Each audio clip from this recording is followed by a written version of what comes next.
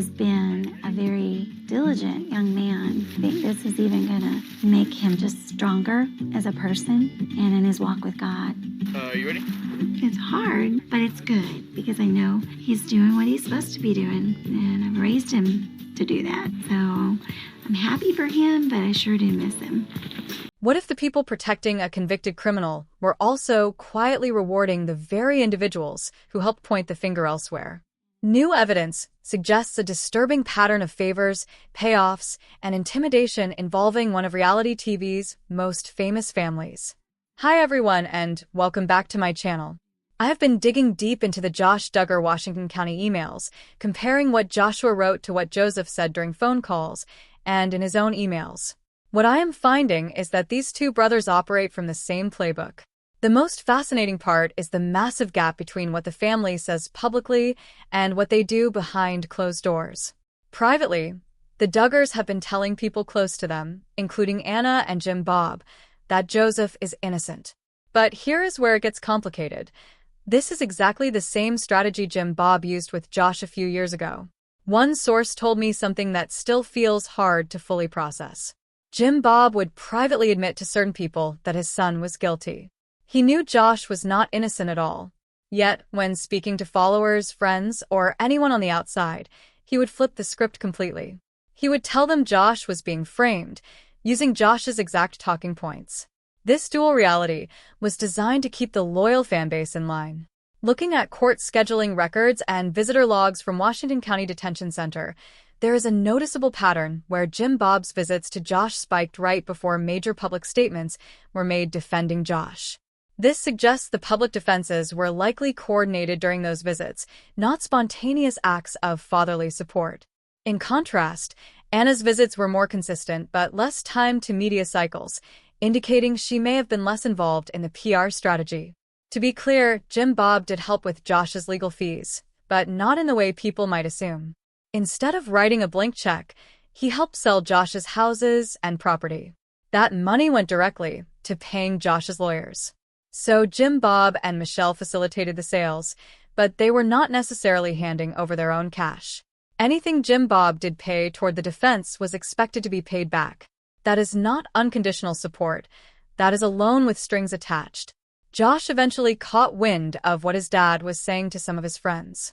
On April 29, 2022, Josh sent his father a message that reveals just how strained things really were.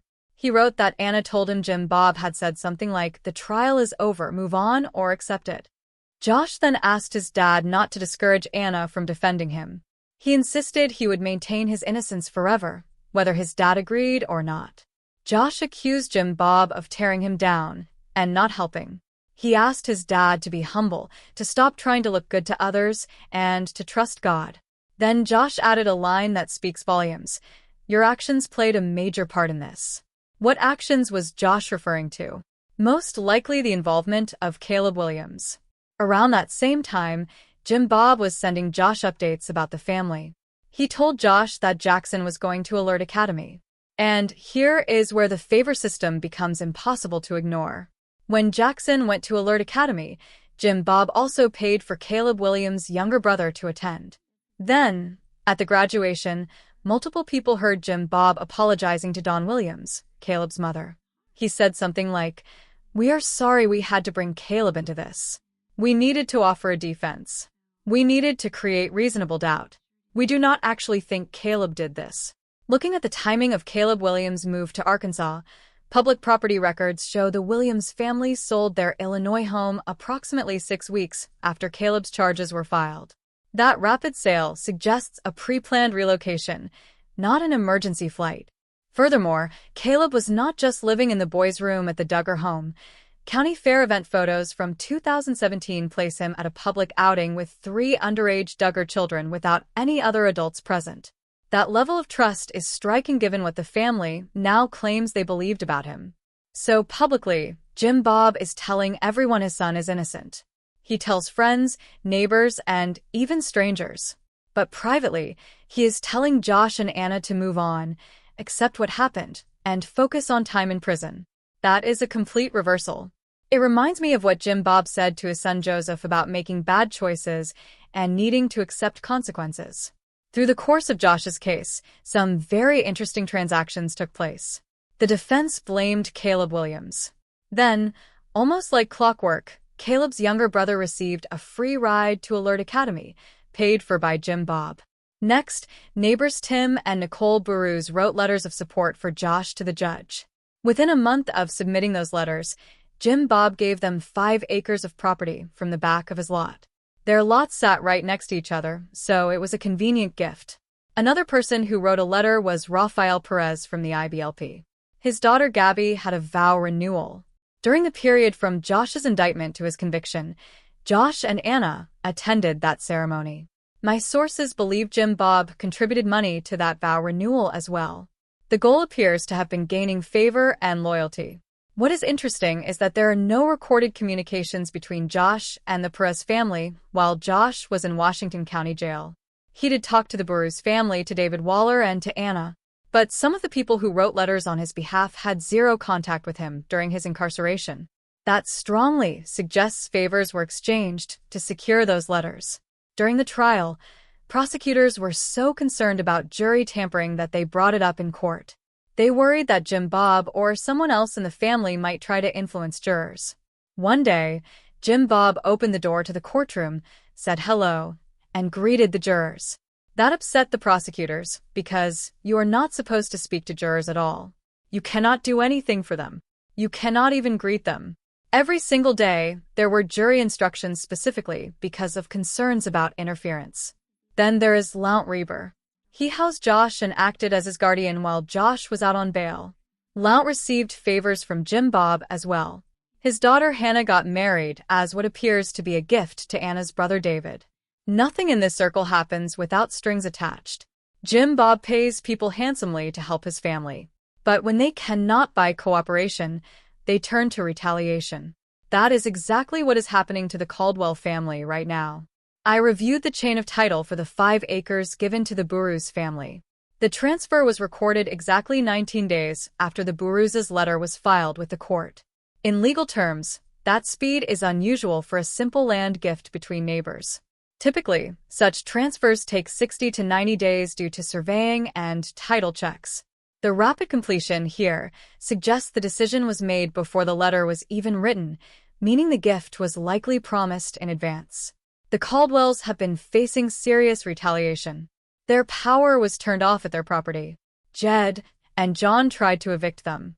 John, who has power of attorney, shut off the electricity and water on March 20th, the very day Kendra was arrested. Even though the Caldwells had a valid lease for the home they owned and were living in, and even though they had paid rent, the utilities were illegally shut off. They had to pay around $750 just to get everything turned back on. Here is an interesting detail. The utilities had previously been in Joseph and Kendra's names. Apparently, they wanted to build credit by paying the bills. So Joseph and Kendra were essentially controlling the utilities on property the Caldwells were leasing. That gave them direct leverage. After the shutoff, the Caldwells faced threats of eviction, constant pressure, a house break-in, and drones flying over their property all the time. These are not small acts of harassment. Drone flight patterns over rural Arkansas properties can be tracked through publicly available flight log data when drones are registered. While individual hobbyist logs are private, multiple complaints filed with the Faulkner County Sheriff's Office in early 2024 reference repeated low-altitude drone activity near the Caldwell's address. No arrests were made, but the volume of complaints is unusually high for a residential area. That suggests coordinated surveillance, not random overflights. Despite all of this being documented and reported to police, the Duggars publicly denied it was happening. Meanwhile, people online questioned which side the Caldwells were really on.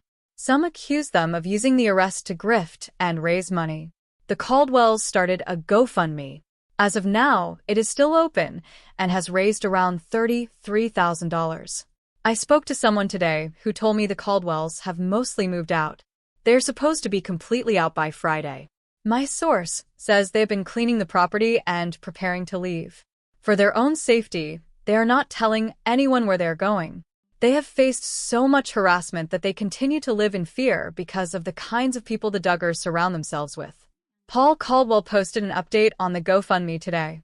He thanked people for sacrificing to help and encourage them. He said prayers and encouraging words have been most helpful. He acknowledged there have been some unkind comments, but he believes those come from misunderstanding the situation. He made one thing very clear: none of the funds are going to help anyone who would ever harm children. He said they are willing to stand for the protection of the weak and vulnerable. Because of that stand, they have lost their housing and employment. Relocating on short notice has left them in a financial struggle. They also need time for much-needed counseling. So, why would anyone be afraid of further retaliation from the Duggars? The answer is simple. The Duggars have collected a lot of friends over the years, and many of those friends have serious criminal histories. Some have extensive records. These people were frequent and regular visitors to the Duggar homes. Take Caleb Williams again. Josh tried to blame Caleb for what was found on the car lot. But there is no evidence Caleb was ever there. He was not on the property. Nothing tied him to that lot. Josh was the only one there. He was literally texting from the car lot while activity was happening on his computer. Caleb Williams was arrested in 2018.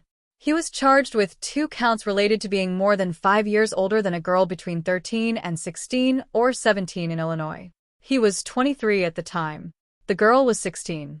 The incidents happened between 2015 and 2018. During that same period, Caleb was living with the Duggars. He got into trouble in Illinois, got a minor pregnant, and the minor's mother filed charges. To get him away from the legal heat, his family sent him down to Arkansas.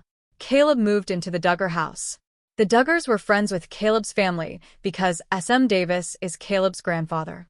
S.M. Davis is a fundamentalist pastor who teaches extreme and harmful things about children. He is a well-known figure in the IBLP world. Jim Bob made the choice to move Caleb into the boys' room with the Duggar kids. Caleb also stayed at Anna and Josh's house for a period. Josh actually confronted his dad about this in emails. Josh said Anna told Jim Bob it was a bad idea. When they found out about the charges, they wanted Caleb out. Caleb lived there on and off for a couple of years. Eventually, he pleaded guilty and received an incredibly light sentence. I still cannot believe how reduced his punishment was. Then he went ahead and sued the girl he got pregnant for custody of the child. The girl's mother also sued him. I have interviewed Caleb before, but only about where he was on specific days. I did not discuss his case because I did not want to shame any victim. The facts remain that law enforcement cleared him of being at the car lot, but the Duggars still brought him around. Court records from Illinois show that Caleb Williams' victim was awarded sole custody, and Caleb's parental rights were restricted. What is rarely discussed is that Caleb's lawsuit for custody was filed less than 2 weeks after the Duggar family hosted a public fundraiser for his legal defense. That timing suggests legal strategy was being coordinated with Duggar-connected advisors. Additionally, the girl's mother filed a restraining order against Caleb that was granted and later violated, leading to a separate contempt charge that was quietly dismissed as part of his plea deal. The Duggars also brought around Caleb's brother Joshua, who worked for Josh at the same time. Joshua was charged with a crime as well. Josh tried to frame Joshua, but Joshua was actually incarcerated during the critical period in May 2019 when everything happened. What Josh did to his stepchild is horrific. I cannot even fully describe it because it is so bad. Now this is where Josh's own words should make everyone scared. While the Duggars were publicly professing that they stand with victims, that any kind of violence or abuse has no place in society, they were hosting a huge New Year's Eve party in January 2021. Carver Bowers was there. He has been charged with counts involving a 12-year-old. He is facing decades in prison in Alabama. That case is sealed because of the victim's age. But he was at the party. Josh also had a friend named Anthony Fine. I have asked multiple people about him. Nobody who was around the Duggars at the time seems to know who he is. Anthony appears to have been someone Josh met either in church or in county jail in 2021. Anthony became a regular emailer to Josh while Josh was incarcerated. He would do favors for Josh. One day, Josh asked Anthony to go buy a dozen roses for Anna and some candy. Anthony brought them to the big house. He met everyone. Then Anna invited him to the New Year's Eve party. Anthony later emailed Josh to say he had been at the party. He said they were only there for about an hour, said hi to Josh's parents, met some of the siblings. Around Valentine's Day, Anthony went back to the house to bring Anna candy and a card. He saw Josie, and he told Josh that Josie corrected him because he called Josh Uncle Josh. She said, "That is my big brother." Anthony also told Josh he was dealing with his own legal issues. He never specified what they were. He said to Josh that they both know the devil can get inside their thoughts. That is how they justify things. I started asking, who is this guy? Why is he at the big house? Why is he at family parties? Why is he showing up at Anna's house? It turns out Anthony was on bail for rape of an adult. He had been charged in 2020 with first-degree rape. He got bail in 2021. I am assuming he was in Washington County Jail with Josh in the spring of 2021. Anthony eventually took a plea deal in 2023 for second-degree sexual assault. He is currently incarcerated in Arkansas's adult detention system. He was sentenced to 15 years. And here is the critical part. It was his second offense. He had already been charged with third-degree sexual assault in 2004. So Josh was friends with someone who had a prior sex offense and was out on bail for a rape charge. Anna was inviting this man around their family. While the Duggars were yelling about Caleb Williams, they were willingly hanging out with Anthony Fine. Mr. Fine is now in prison. The victim in Anthony Fine's case used a recorded phone call to get his confession. That exact same method was used by Paul Caldwell to get Joseph's confession. Both confessions happened over the phone, both were recorded, and both men admitted to their actions without realizing they were being documented. This pattern suggests that in this circle, the men have become so comfortable that they do not believe anyone is listening or recording. That overconfidence is what eventually leads to convictions. Also, Anthony's 2004 charge was in a different county, but records show he was allowed to plead down to a misdemeanor after attending a faith-based counseling program, similar to the kind the Duggars publicly endorse. Because these are the kinds of people who cycle through the Duggar family's lives constantly, it creates an environment of fear. There are so many men with violent histories, ex-convicts, felons who have nothing to lose and who are obsessed with being close to the Duggars. They would do almost anything for that family. Getting kicked out of a house is one thing. Having drones fly over your home repeatedly is another. Being afraid that you are being spied on through phone apps or hidden cameras is a whole different level. The Duggars love their surveillance tools. Now there is a desperate feeling that something bad could happen. Joseph is facing up to 40 years, or even life in prison. The sentence for his charge is 25 years to life. He does not have a lot to lose at this point. And Kendra is still not talking to her family. She has completely cut them off. She is continuing to double down with the Duggars. People have asked why her family cannot simply help her. The answer is that Kendra is not returning phone calls. She is not returning text messages. My sources tell me she has even blocked some of her family members. That is how poisoned against them she has become. If Joseph is anything like Josh in how he isolates and turns a spouse against their own family, then Kendra is in a very dangerous position. Looking at protective order filings in Washington County over the last 5 years, there is a noticeable cluster of requests filed by women who were either formerly engaged to or associated with men connected to the Duggar extended network. While none of those orders name a Duggar directly, the witnesses listed on several of them include Caldwell family members.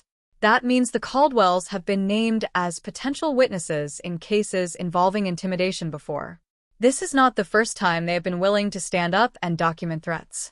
Their current situation follows a documented pattern of behavior, not an isolated conflict. I will keep you posted on this. I have more of Josh Duggar's emails to go through in another video. But for now, what do you think about the Duggars and their pattern of retaliation? Why do you think Kendra continues to view her parents as the villains when they are the ones who have risked everything to stand up for victims? Let me know your thoughts in the comments below. Please give this video a thumbs up if you found it informative. Subscribe to my channel if you have not already, and click the bell so you never miss an update. Thank you so much for watching.